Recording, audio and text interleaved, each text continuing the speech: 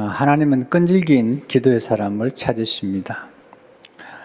야곱은 끈질긴 기도의 사람이었습니다. 하나님의 천사와 씨름할 때 끈질긴 매달림으로 기도했습니다. 야곱이 어떻게 그렇게 끈질긴 기도의 사람이 되었을까요? 할아버지 아브라함에게서 배운 것입니다. 아브라함이 하나님께서 소돔 고모라의 멸망을 말씀하실 때에 하나님 앞에 6번이나 끈기 있게 기도를 합니다. 소돔과 고모라의 조카 롯이 살고 있었습니다.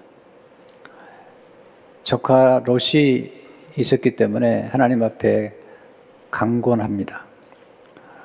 어떻게 하나님, 악인과 의인을 함께 죽일 수가 있겠습니까?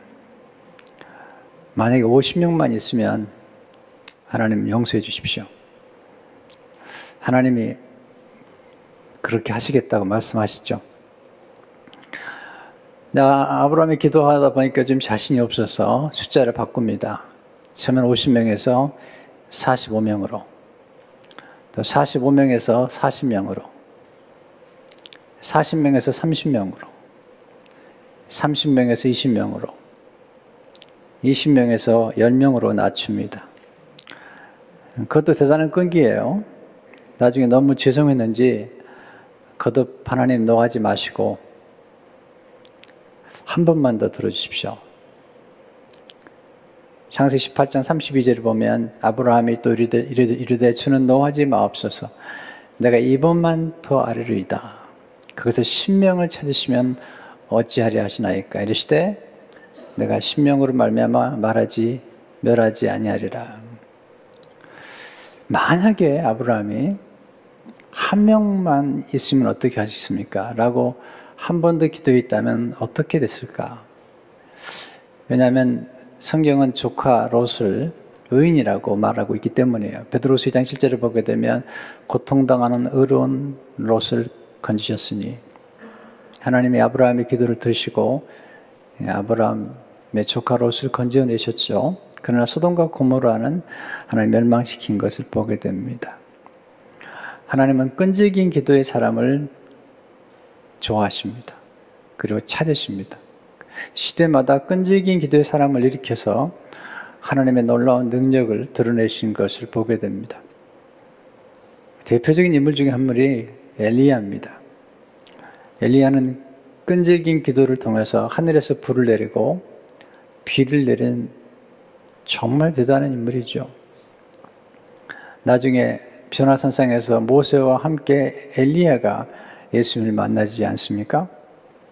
엘리야는 불말과 불병거로 승천한 사람이에요. 어떻게 그가 끈질긴 기도의 사람 위대한 엘리야 선지자로 쓰임받을 수 있었을까요? 첫째로, 끈질긴 기도의 비밀은 골방 기도에 있습니다. 엘리야가 사르밧 과부에게 가죠. 가서 구합니다. 떡 한 조각만 가져달라고. 그때 사르밧 과부가 기가 막히는 얘기를 합니다. 통의 마지막 거루와 병의 기름의 마지막 기름으로 떡 한 조각을 만들어서 나와 네 아들이 먹고 죽으려고 하는데 당신이 떡을 달라고 하는군요. 엘리야가 만약에 떡을 가져오면 앞으로 통의 가루가 병의 기름이 마르지 않겠다고 하나님의 말씀을 전해줍니다. 사르밧 과부가 떡 한 조각을 갖다 드리죠. 엘리야에게 드린 게 아니고요. 하나님께 올려드린 것입니다. 그 결과가 놀랍습니다. 열왕기상 17장 16절을 보면 여호와께서 엘리야를 통하여 하신 말씀 같이 통의 가루가 떨어지지 아니하고 병의 기름이 없어지지 아니하니라. 떡 한 조각의 놀라운 기적입니다. 엘리야도 놀랐을 것 같아요. 그리고 엘리야가 배운 것입니다. 떡 한 조각 속에 담겨진 무한한 가능성을 배운 것입니다. 이 사르밧 과부의 그 헌신 속에 담긴 비밀이 여기 있습니다. 작은 떡 한 조각 속에 3년 6개월의 음식이 담겨 있었습니다. 하나님은 작은 것을 통해 큰 복을 내려주십니다. 작은 것을 소중히 여기는 것이 지혜입니다. 작은 것 속에 무한한 잠재력이 담겨 있는 것을 아는 것이 지혜입니다. 문제는 사르밧 과부의 집에서 거주하는데 과부의 아들이 병들어 죽은 것입니다. 그때 엘리야가 끈기 있는 기도를 드립니다. 그 기도의 모습이 열왕기상 11장 19절에서 21절에 이렇게 기록되어 있습니다. 엘리야가 그에게 그의 아들을 달라하여 그를 그 여인의 품에서 받아 안고 자기가 거처하는 다락에 올라가서 자기 침상에 누이고 여호와께 부르짖어 이르되 내 하나님 여호와여 주께서 또 내가 우고하는 집 과부에게 재앙을 내리사 그 아들이 죽게 하셨사나이까 하고 그 아이 위에 몸을 3번 펴서 엎드리고 그 다음에 여호와께 부르짖어 이르시되 내 하나님 여호와여 원하건대 이 아이의 혼으로 그의 몸에 들어오게 하옵소서 하니 여기서 우리가 주목해야 될 장소가 있습니다. 그가 거처하는 다락입니다. 이 다락에서 엘리야가 3년 6개월 동안 기도하며 기다리며 지낸 것입니다. 그리고 그 다락에 거처하는 그 침상에 아이를 올려놓고 시신 위에 올라가서 1번 기도하고 또 2번 기도하고 3번 기도하는 가운데 하나님께서 응답해 주신 것입니다. 간절한 기도죠. 부르짖는 기도죠. 그래서 열왕기상 17장 22절에 보시면 여호와께서 엘리야의 소리를 들으심으로 그 아이의 혼이 몸으로 돌아오고 살아난지라. 엘리야는 3년 6개월 동안 골방에서 기도하고 있었던 거예요. 우리는 너무 조급하죠. 또 많은 사람이 좀 알아주기를 원하죠. 엘리야는 3년 6개월 동안을 사르밧 과부 집 위에 있는 다락에서 지냈어요. 그 위대한 사도가, 그 능력의 사도가 3년 6개월 동안을 다락방에 머물렀다는 것만으로도 정말 놀라웠다는 생각이 들어요. 예수님도 엘리야가 사르밧 과부 집에 3년 6개월 있었다는 사실을 말씀하세요. 누가복음 4장 25절 20절을 보게 되면 내가 참으로 너에게 이르노니 엘리야 시대에 하늘이 3년 6개월간 닫히어 온 땅에 큰 형령이 들었을 때에 이스라엘에 많은 과부가 있었을 때 엘리야가 그중 한 사람에게도 보내심을 받지 않고 오직 시돈 땅에 있는 사렙다의 한 과부에게 뿐이었으며 그 기도, 골방 기도죠. 기도한다는 게 뭘까요? 기도한다는 것은 골방에서 은밀한 중에 보시는 하나님과 교제하는 것입니다. 기도한다는 것은 기다린다는 것입니다. 기도한다는 것은 하나님의 때가 차기까지 오랫동안 기다린다는 것입니다. 엘리야가 3년 6개월을 기다린 것입니다. 예수님은 산상수훈에서 골반 기도의 중요성을 말씀하시죠. 마태복음 6장 6절을 보게 되면 너는 기도할 때 내 골방에 들어가 문을 닫고 은밀한 중에 계신 내 아버지께 기도하라. 은밀한 중에 보시는 내 아버지께서 갚으시리라. 골반 기도가 얼마나 중요한지 몰라요. 앤드류 모레이는 골방에서 만나는 하나님의 책에서 이렇게 기록하고 있습니다. 마음에서 우러나오는 진실된 하나님과의 은밀한 교제가 지속될 때 이것은 사람들과의 공적인 생활 속에서 충분한 보상을 받게 될 것입니다. 은밀한 중에 보시는 우리 아버지는 공개적으로 우리를 책임져 주시고 갚아주십니다. 저희 부부는 미국에 온 지 3개월 만에 돈이 다 떨어졌어요. 절박해진 제 부부가 한 일은 옷장 하나를 비웠어요. 그리고 기도실로 만들었어요. 그 골방에서 기도하는 거죠. 얼마나 힘들었는지요. 유학생활이. 그 골방에서 은밀한 기도, 애절한 기도, 간절한 기도, 무릎을 꿇고 흐느끼는 기도를 드렸습니다. 꽤 긴 시간이 흘렀습니다.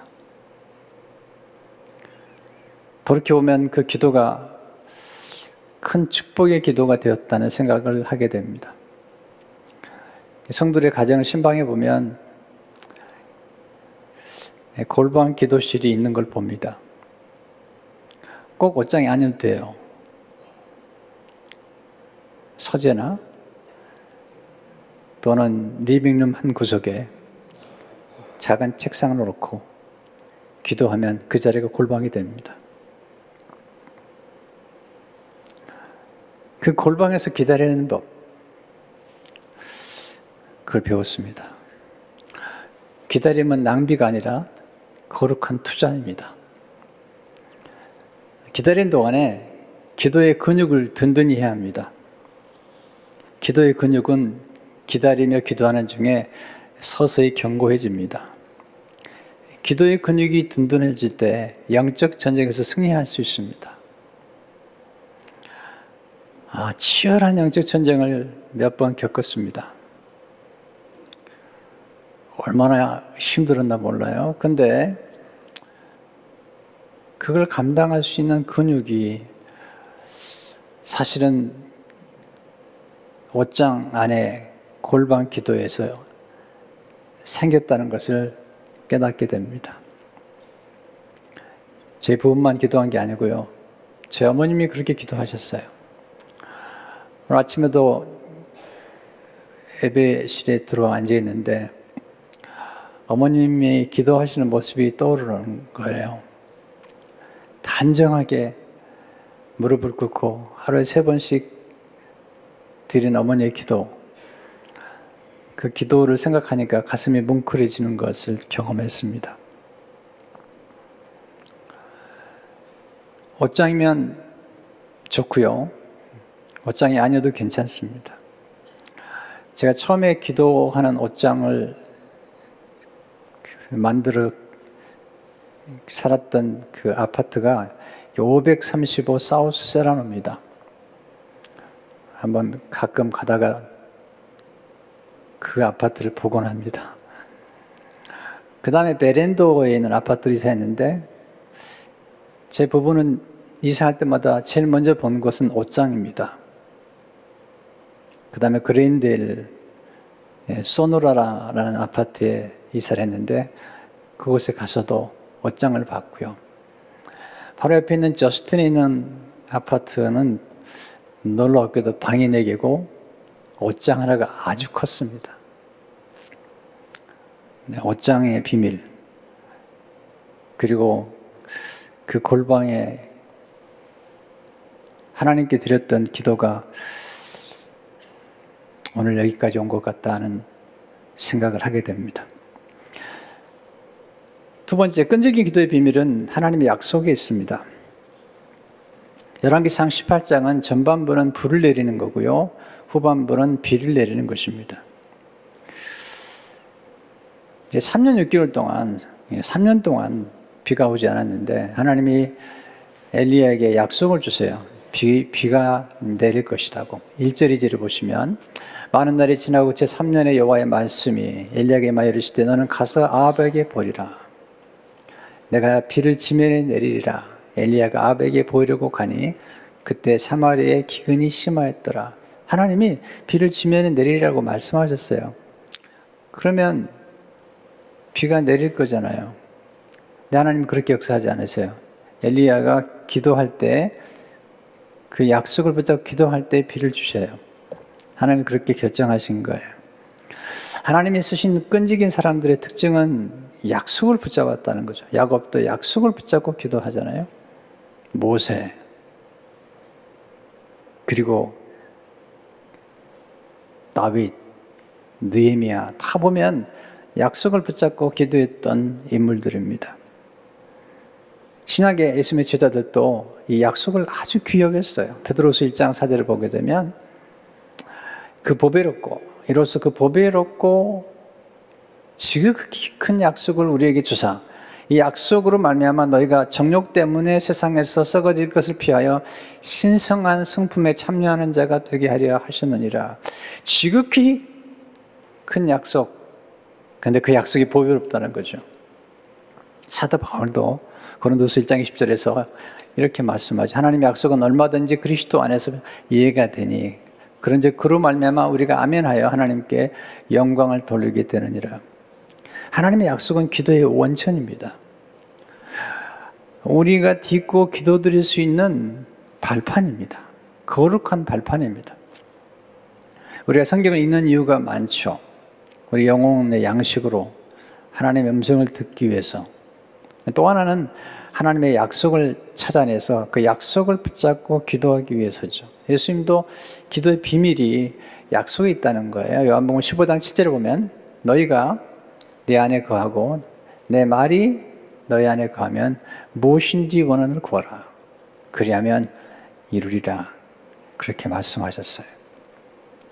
그래서 우리는 하나님의 약속의 말씀 붙잡고 기도하는 기도가 아주 소중한 기도입니다.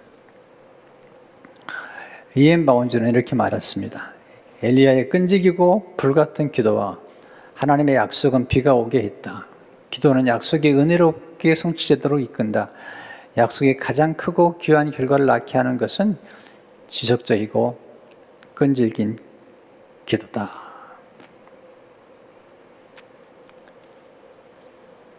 세 번째, 끈질긴 기도에 하나님은 응답하십니다.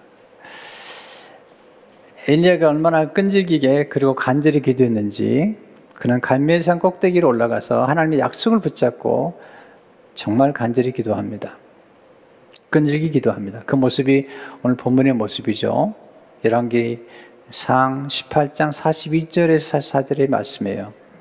아합이 먹고 마시러 올라가니라.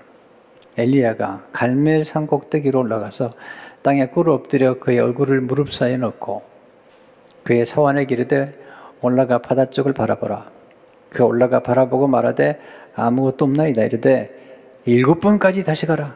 7번째 이르러서는 그가 말하되 바다에서 사람의 손만한 작은 구름이 일어나나이다. 이르되 올라가 아합에게 말하기를 비에 막히지 않도록 마차를 갖추고 내려가서 하라 하니라.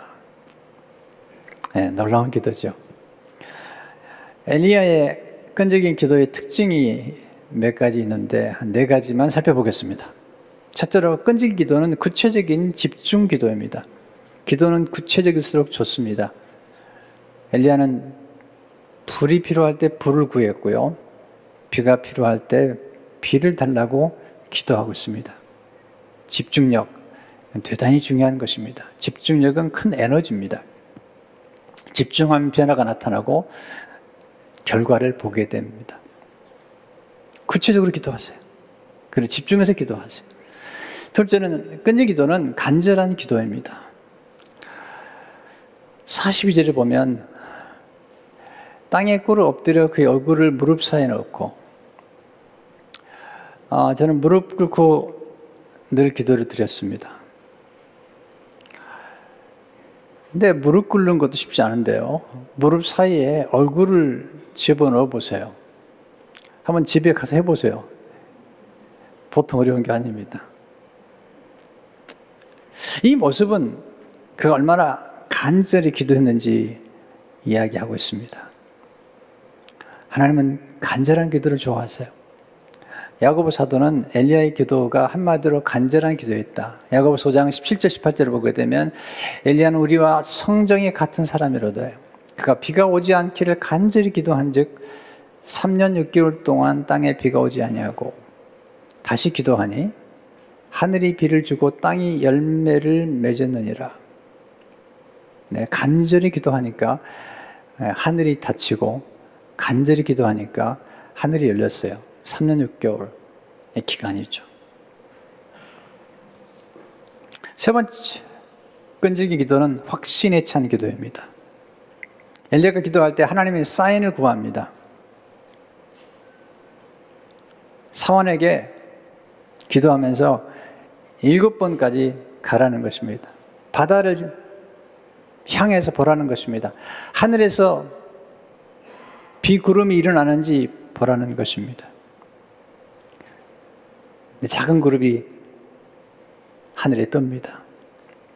44절에 보면 그가 말하되 바다에서 사람의 손만한 작은 구름이 일어나나이다. 네, 엘리야가 확신을 갖습니다. 작은 구름 보는 순간 그런 큰 빗소리를 듣습니다. 우리가 기도하다가 어느 순간에 마음에 고요한 평안이 찾아옵니다. 응답해 주시는구나, 되는구나, 이게 사인이거든요. 하나님 어떻게 응답하시는지를 지켜보는 것도 믿음이죠. 믿음으로 기도하십시오. 그리고 기도가 어떻게 응답되는가를 지켜보십시오. 정말 기도했다면, 그리고 기도가 응답된다고 믿는다면 어떻게 하나님 응답하시는지를 지켜봐야 됩니다. 기도한 후에는 거룩한 기대를 품고 지켜보십시오. 기대가 중요하거든요. 하나님 어떻게 역사하실 것인지. 기도한 후에 먼저 작은 사인을 지켜보십시오.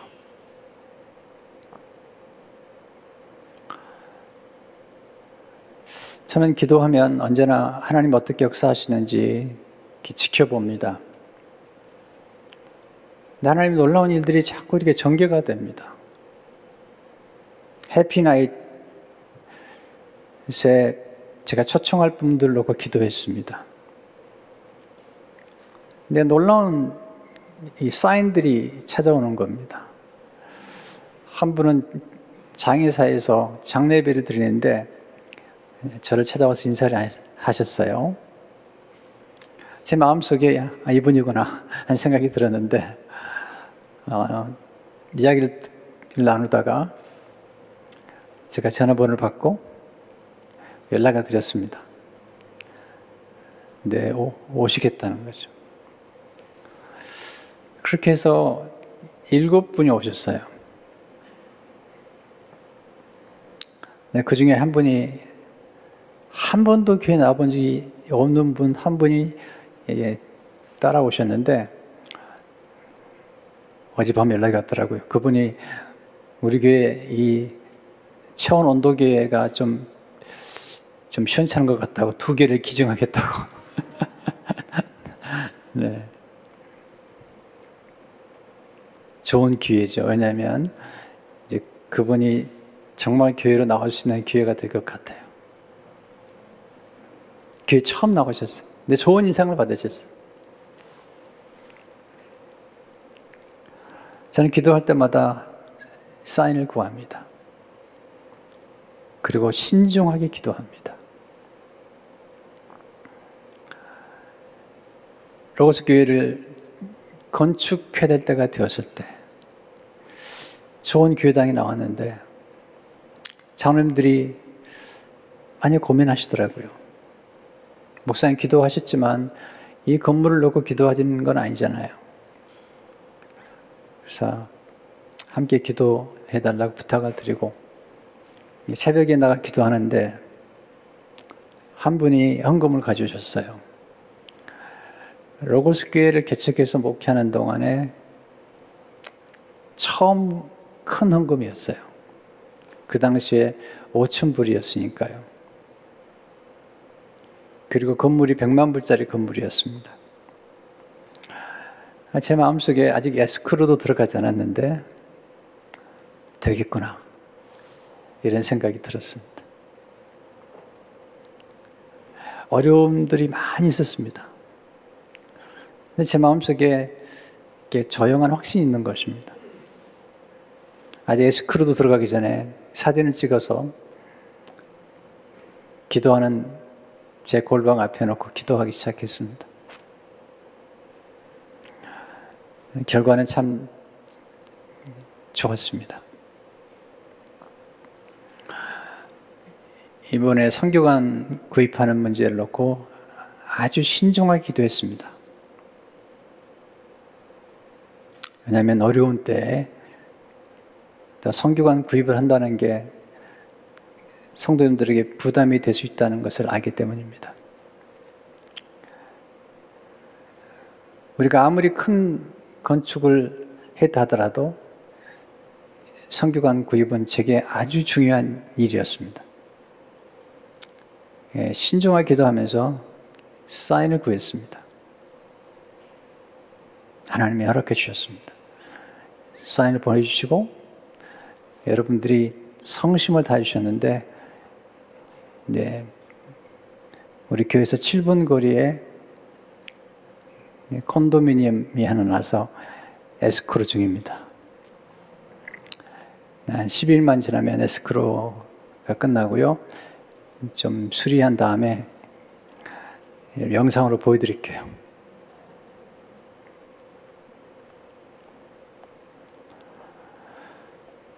저는 작은 것 그리고 큰 것도 모두 신중하게 일을 추진합니다. 특별히 이번에 일을 추진하면서 하나님께서 제 마음속에 신중해라 그런 마음을 주셨습니다.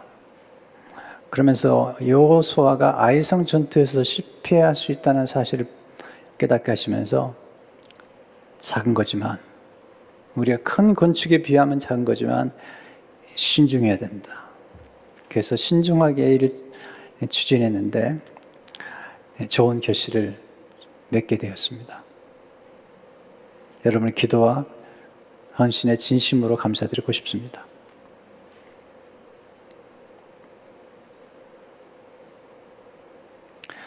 기도하십시오. 그리고 기도한 다음에 하나님 어떻게 역사하는가를 지켜봐야 됩니다. 특별히 구체적으로 기도해야만이 구체적인 사인이 나타납니다. 하나님께서 우리에게 역사하는 일들이 그렇게 역사가 나타나기 때문에 기도 없이는 안 됩니다.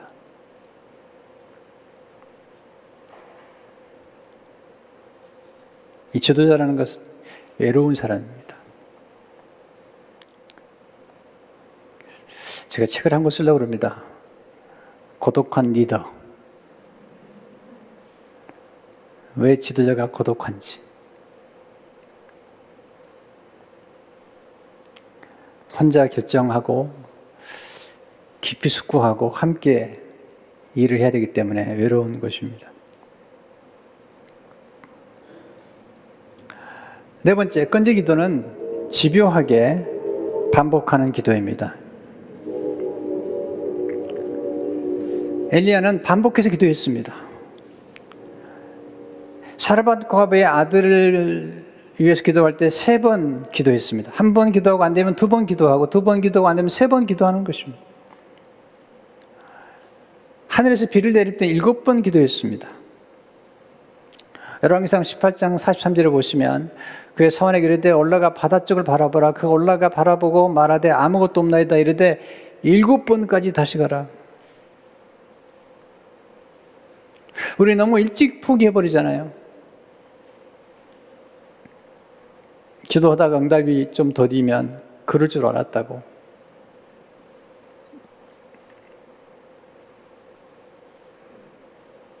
일곱 번째 갔을 때 하나님의 사인이 나타나는 거죠. 그것도 큰 게 아니에요. 사람의 손만한 그룹이죠. 44절을 보세요. 7번째 이르러서는 그가 말하되 바다에서 사람의 손만한 작은 그룹이 일어나나이다. 손만한 작은 그룹. 이 속에 큰 비가 담겨 있는 거예요. 엘리야는 이 작은 구름 얘기를 들으면서 큰 빗소리를 듣는 거예요. 이게 믿음의 사람의 특징이죠. 7번째 기도할 때 6번째까지는 아니에요. 이게 양을 채워야 돼요. 다음 주일날 나만 장군 얘기를 좀 하게 되는데요. 요단강에 7번 들어갔다 나오는데 6번째까지는 치유되잖아요. 7번째 때 치유가 되거든요. 여기서 배우는 중요한 원리가 있습니다. 무엇이든지 양이 찰 때 놀라운 일이 전개됩니다. 고난도 양이 있어요. 계속 고난이 되는 게 아니에요. 고난 양이 차면 멈추게 돼요. 섬김도 꾸준히 섬겨보세요. 수냄 여인을 전 많이 생각해요. 엘리사가 참 외로웠거든요. 엘리야의 뒤를 이었던 엘리사가 얼마나 외로웠는지 기간 아이들이 엘리사를 놀렸어요. 대머리라고 놀려댔습니다. 그러니까 그 대단한 엘리야의 후계자로서 엘리사가 자존감이 확 떨어지는 거예요. 수냄 여인이 엘리사를 존중해 줍니다. 참 존중이라는 게 중요한 것 같아요. 엘리사에게 뭐라고 하는 줄 아세요? 자기 남편에게 엘리사를 향해서 하는 말이 이런 거룩한 하나님의 사람입니다. 그리고 강군에서 음식을 접대하고 그리고 엘리사에게 필요한 조그만 방에 책상과 의자와 그리고 촛대를 놔주죠. 지켜보던 엘리사가 감동을 받아요. 그래서 사환에게 얘기하죠. 이 여인의 세심한 배려가 놀랍다고. 그리고 여인에게 얘기하죠. 무엇을 해주면 좋겠는지 얘기해라. 내가 왕이든지 군대장관이든지 다 말해주겠다. 여인이 하는 말이 저는 어떤 보상도 바라지 않았습니다. 너 더 감동을 받았어. 사환에게 물어봤더니 이 집에 남편이 나이가 들었는데 아이가 없습니다. 네, 내년 이맘때 아이를 낳게 될 것이다. 이게 섬김의 양이 찬 거거든요.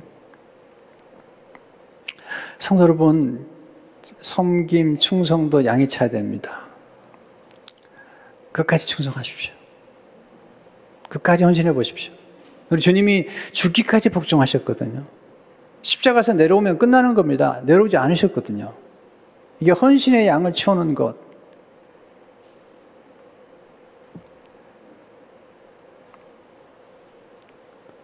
무엇인지 임계점에 이를 때 놀라운 변화가 나타납니다. 기도의 양이 찰 때 기도의 응답이 임합니다.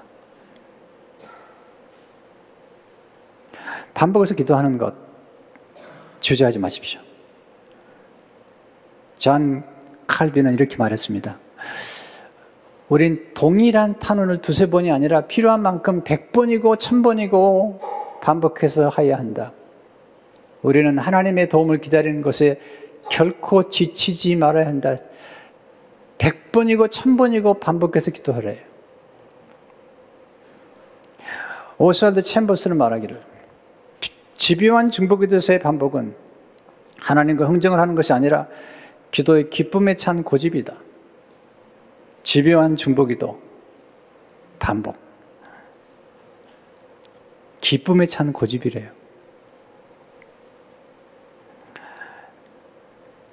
네, 손바닥만한 구름을 보았는데 드디어 큰 비가 내려옵니다. 45절의 말씀이죠. 한번 같이 읽어볼까요? 시작. 저금 위에 구름과 바람이 일어나서 하늘이 깜깜해지며 큰 비가 내리는지라 아합이 마차를 타고 이스라엘로 가니 큰 비가 내려서 하나님의 약속이 이루어진 거예요. 어떻게? 기도를 통해서. 하나님이 그냥 큰 비 줄 수 있는데 그렇게 하지 않으세요. 하나님이 기도의 사람들, 끈기게 기도하는 사람들을 세우셔서 기도를 통해서 응답하시는 거거든요. 사역의 최고봉은 중보기도입니다. 예수님도 중보하시죠. 선생님도 중보기도를 들으시지 않습니까?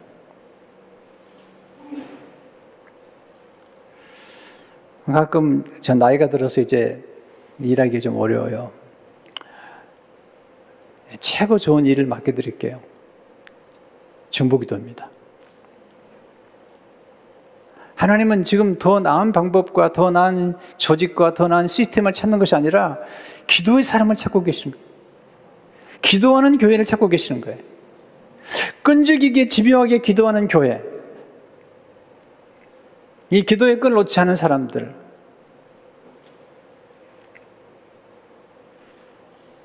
엘리야는 하늘에서 불과 비를 내렸지만 예수님은 더 좋은 걸 주셨죠. 예수님은 성령의 불과 은혜의 소낙비를 부어주셨어요. 마가의 다락방에 사도행 2장 3절을 보시면 마치 불의 혀처럼 갈라지는 것들이 그들에게 보여 각 사람이 하나씩에 모여 있더니 골방에서 기도했어요. 다락방에서. 근데 불이 맺죠. 그리고 은혜의 소낙비, 복된 소낙비를 내려주셨어요. 그게 성령의 생수거든요. 에스겔 34장 27절을 보게 되면 내가 그들에게 복을 내리고 내 산 사방에 복을 내리며 때를 따라 소낙비를 내리되 복된 소낙비를 내리리라. 예수님께서 오셔서 성령의 불을, 생수의 소낙비를 우리에게 내려주신 겁니다. 여러분에게 이 은혜가 있기를 바랍니다. 우리는 신령한 불을 받아야 되고 그리고 은혜의 소낙비를 경험해야 됩니다. 예수님은 우리에게 하늘문을 여는 천국 열쇠를 주셨습니다. 마태복음 16장 19절을 보세요. 내가 천국 열쇠를 내게 주리니 내가 땅에서 무엇인지 매면 하늘에서 매일 것이고 내가 땅에서 무엇인지 풀면 하늘에서 풀리리라 하시고, 이건 기도의 열쇠입니다. 선물을 주신 분이 선물을 받은 사람에게 기대하는 게 뭘까요?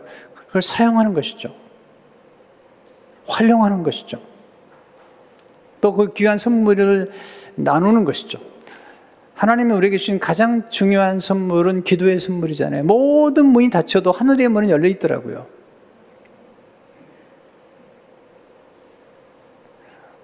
우리 조금 더 기도하십시다. 조금 더 끈질기게 간구하는 게 필요하잖아요.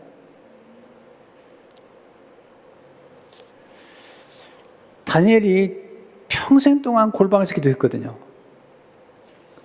그런데 그 다니엘을 통해서 왕들이 바뀌고 이스라엘 백성들이 다시 포로에서 귀환하는 이런 놀라운 역사가 나타나잖아요. 조지 밀러는 평생 동안 5만 번의 기도 응답을 받은 사람입니다. 한 번은 젊은 청년들 5명을 위해서 기도하기 시작했습니다. 하나님, 내가 이 5명의 청년들이 예수님께로 돌아오기 전까지 매일 기도하겠습니다. 기도했습니다. 18개월 만에 한 사람이 돌아왔어요. 그리고 기도한 지 5년 만에 두 번째 사람이 돌아왔어요. 다시 6년 뒤에 세 번째 친구가 돌아왔습니다.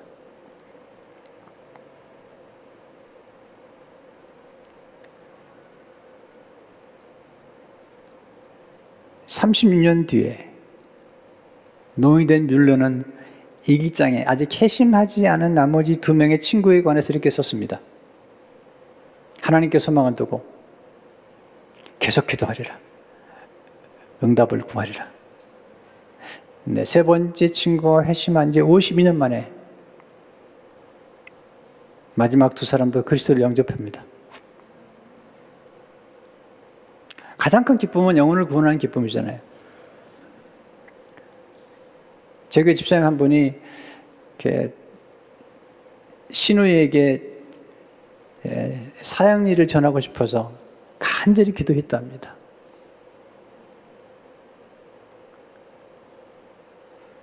혹시 불편하게 생각하지 않을까? 그런데 기도한 다음에 이야기를 나눴더니 그렇게 잘 받더래요. 그렇게 기뻐하면서 고맙다고 그러더래요. 이게 영혼을 구원한 기쁨이고 기도응답의 기쁨이거든요. 여러분, 작은 것 속에 큰 비밀이 담겨 있습니다. 작은 구름, 작은 떡 한 조각. 제가 다음 주에는 작은 계집 종이 어떻게 하나님의 일을 이루는가를 나누려고 그래요. 다음 주는 끈질긴 설득입니다. 다음 주까지는 살아계실 거죠? 네, 다음 주에 오시면 끈질긴 설득에 대해서 말씀을 드리겠습니다. 성도 여러분, 전 여러분들이 기도를 많이 해서 저는 기쁩니다. 또 저희 교회 중보기도 팀들이 늘 기도를 많이 한 걸 기쁘게 생각합니다. 또 우리 장로님들이 기도의 동역자가 되어서 아론과 홀처럼 저를 위해서 기도해 주신 것을 인해 감사하게 생각합니다. 하나님은 끈질긴 기도의 사람을 통해서 위대한 일을 이루신다는 사실을 기억하며 여러분 기도로 승리하시기를 축원합니다. 고마우신 하나님, 엘리야의 하나님, 우리 하나님, 끈질긴 기도에 귀를 기울이신 하나님, 한 번 기도해서 응답이 없을 때 2번 기도하고 3번 기도하고 7번까지 기도했던 엘리야처럼 우리의 기도가 멈추지 않게 하시고 기도의 양이 찰 때까지 작은 손바닥만한 구름이 나타날 때까지 그리고 그 구름을 보면서 빗소리를 들을 수 있는 믿음을 주심으로 하나님의 큰 영광을 드러내도록 역사해 주옵소서. 우리의 기도에 응답하신 하나님을 찬양합니다. 성들의 마음의 깊은 곳에 기도를 향하는 갈망과 소원이 있게 하시고 우리 모두가 기도의 동역자가 되어서 이 시대에 가장 필요한 기도의 용사들, 중보기도의 용사들이 우리 교회 안에서 많이 나오도록 주님이 축복해 주시고 역사해 주옵소서. 하나님 나라의 보배는 기도하는 사람들입니다. 우리 교회 성도 한 분 한 분이 기도하는 보배가 되어서 하나님께 영광을 돌리도록 축복해 주옵소서. 예수 이름으로 기도하옵나이다. 아멘.